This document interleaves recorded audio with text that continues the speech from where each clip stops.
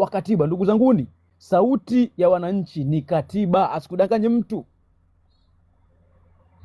Kama mnaonaga tuseme Marekani kama mnaona raia anaweza akasimama akamtukana Donald Trump live, ile ni katiba.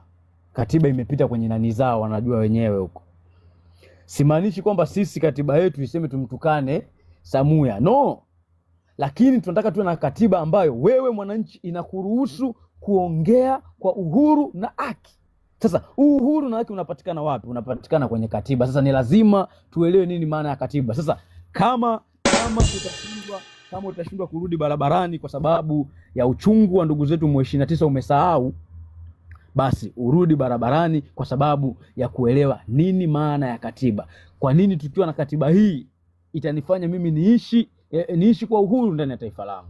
Utakuja kugundua katiba kwanza can you imagine tunatumia katiba ya mwaka 1977 ndugu zanguni. Kweli? Leo tuko mwaka 2026.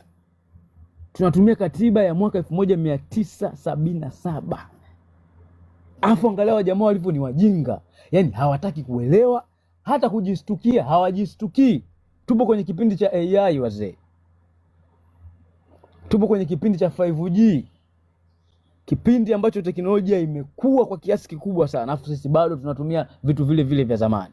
Ndio maana nikaona sasa ni bora tuanze kuchambua. Na mimi niwasisitize tu kwamba wakati tunakuwa tunachambua hii katiba ya Warioba msifikirie ndo tunaishia hapo, hapana. Sasa hivi hatuongei mikakati kwenye hizi live, never kwa sababu tayari tumeshaanza, wengine tunaanza kufanikiwa kwa na vikundi madogo wa mikoani wa wapi, tunaongea nao wanaelewa na wapo vijana ambao wako tayari kupambania taifa lao. Sasa tutaendelea kuhimizana hivi, tutaendelea kupeana elimu hivi ili kila mtu kwa nafasi yake ajue kwa nini tunahamasishana kurudi barabarani. Sasa leo saa 1 jioni nitajitahidi tawasha live, tutaanza na kipengele kimoja.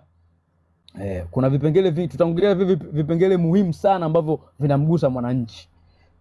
Mtakuja kuona tuna katiba ambayo inamweka rais anakuwa kama Mungu mtu. Sasa lazima tujue kwamba hii katiba tutakayoipata, tukipambana tukaitoa hii katiba ya wajamaa wauaji, muone rais anaweza kuwa ni mtu ana namna gani. Hatutaki kuwa na rais ambaye ni Mungu mtu. Sasa tutaendelea kuelekezana bila kuchoka, bila kukata tamaa. Na mimi labda niwaambieni, mimi huwa naamini katika watu wachache. Wale watu wachache ambao wameamua kutega masikio kusikiliza, ujue hao wamependa unachokiongea kuliko kuwa na watu wengi sana hapo wamekuja tu kusikiliza kama story. Hiyo inakuwa sio nzuri. Kwa hiyo tutakutana saa 1:20 hapo kwenye account yetu ya The Process. Kama kawaida tutaanza kuelekezana katiba ya Warioba mpaka kama tutachukua siku 3 siku 4, hatutoenda haraka kwa sababu kila kipengele tukielewe. Pia tutakuwa tunakaribisha watu pale juu 2-3. Baada ya hapo tunafunga live. Mimi sio mtu wa kufungua sana live yangu muda mrefu, hapana. Mimi live yangu ina stand almost masaa 4-5. Yaani nikimaliza kile nilichokuwa nimeplan kufanya huwa nazima, alafu tunaenda kwa wenzetu wengine ambao ni wapiga nondo wenzetu, tunahusika nao, tunaliendeleza gurudumu. Kwa hiyo ndugu zanguni, tusichoke hata tubaki wawili, tusichoke. Ndio ushindi unavokuja, ndio ushindi Jana niliongea kwenye live moja nikasema kwamba je, unaweza kuiona asubuhi bila kupita kwenye kiza kinene? Huwezi kuiona asubuhi bila kupita kwenye kiza kinene. Huwezi kuona jua la asubuhi alfajiri bila kupita saa 9 usiku, bila kupita saa 8 usiku, masaa ambayo ni wachawi. Masaa ambayo kuna wachawi, masaa ambayo kuna majambazi, kuna kila aina ya uchafu, kila aina ya vitu vya kutisha. Lazima upite huo usiku, alafu ndo uje ulione jua la asubuhi, ndo uje uione alfajiri. Sasa wewe unalia nini? Unaogopa nini kuona hichi tunachokipitia sasa hivi? Ndio siri ya ushindi. Ndio tunaelekea kwenye ushindi. Sasa utashangaa watu yani hapa ndo tunapoelekea kwenye ushindi. Mlitaka tupate katiba tuletewe mikononi.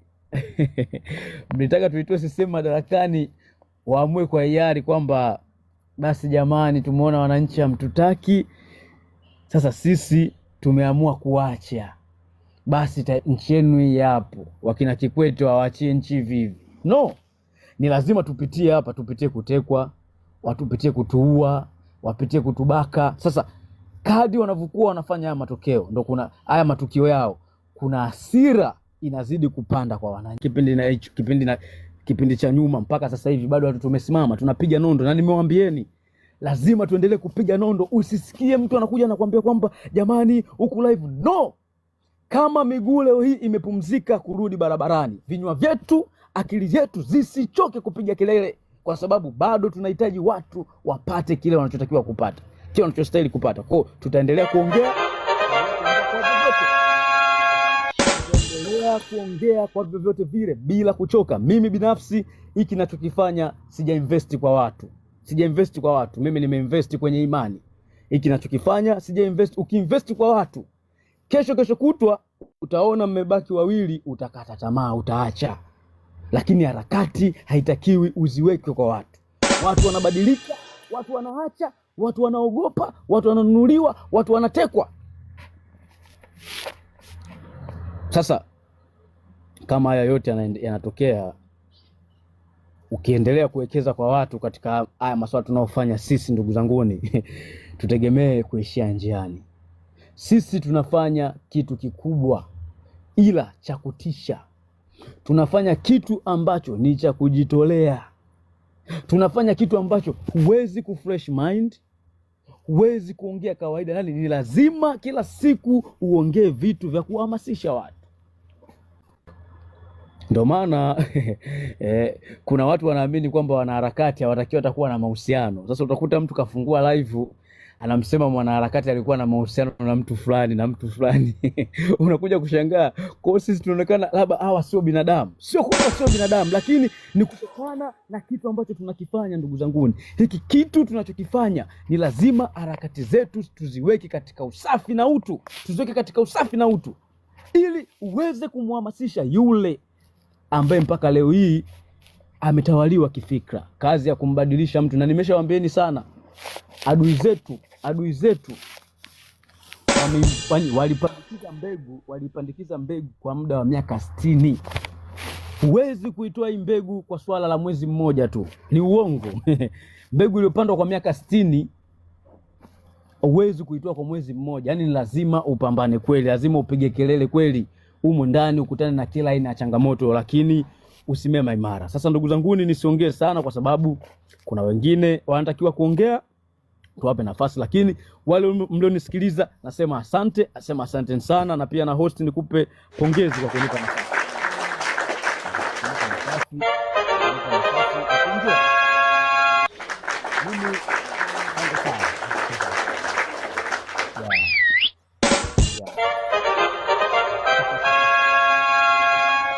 Tukutaneni saa 1 jamani hapo kwa PFD. Jamani tafadhali muwe kwa wingi, mje mtaptapu, mtume makopa hata kufungiwa account tafadhali, na insistiza kwa sababu najua watu wengi hawajui katiba nchi yao. Tafadhali naombeni mje kwa wingi msikilize. Asanteni.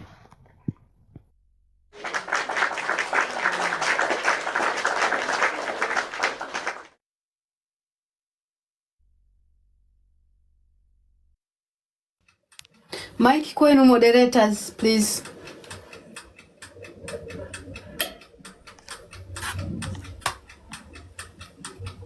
Moderators. Chununu. Sasa moderators, nani moderator hapa? Maana account tunafungiwa na iko moderator huku na ama huku tumefungiwa account nyingine huko. Okay, kari moderator. Chununu, Machozi, Damona ngoja nakuona nini sasa hivi Damona umeingia sasa hivi, ngoja niku. Mimi haina shida, mimi nawaaga hapa, mimi tutakutana kwa PFD. Nilikuwa nimekuja kuwakumbusha hiyo, baadaye tutakutana hapa. Haya poa. Haya Mbona sijasikia? Taongea baadaye kidogo. Haya poa, hamna neno. Karibu kaka Bako, kama kawaida tunaendeleza na mada zetu hizo. Hatuhitaji makubaliano na mtu yoyote wala maridhiano, na tunachohitaji sisi ni amani yetu ya nchi yetu. Tunahitaji Okay, Machozi, asante sana. Tunachohitaji sisi ni amani ya nchi yetu irudi Tanganyika. Tunahitaji pia usalama wa wanadamu, wa wananchi Tanganyika. Tunahitaji pia vile vile yani tunahitaji ikiwezekana ndugu zetu waliowaua tarehe 29 mwezi wa 10, tunawataka watueleze yani tunahitaji tuwazike wenyewe, na tunataka pia vile vile waliowafunga bila sababu wawaachilie. Wale ambao wanawaita wahaini wa tarehe 29, watu waliokuwa wanapigania haki wamewaita wahaini, tunahitaji waachie. Na pia vile vile tunahitaji tunahitaji pia Tundu Lissu, free Humphrey Polepole. Ndio vitu ambavyo tunavidai na kuvihitaji hivyo kwa nguvu zote. Kwa hiyo karibu kaka Bako.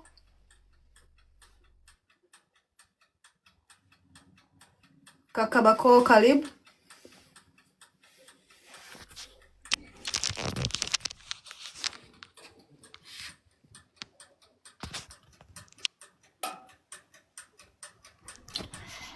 Basi ndugu zanguni, tutashusha live sasa hivi, tutasubiri baadaye kidogo. Maboy, tunaomba upandishe live tena kule kwingine. Mimi nitaendelea na ratiba zingine, live nyingine ziendelee. Mimi nitashusha live sasa hivi. Asanteni sana, nawashukuru ndugu zangu na nawapenda sana. Asanteni sana wote, Mungu awabariki.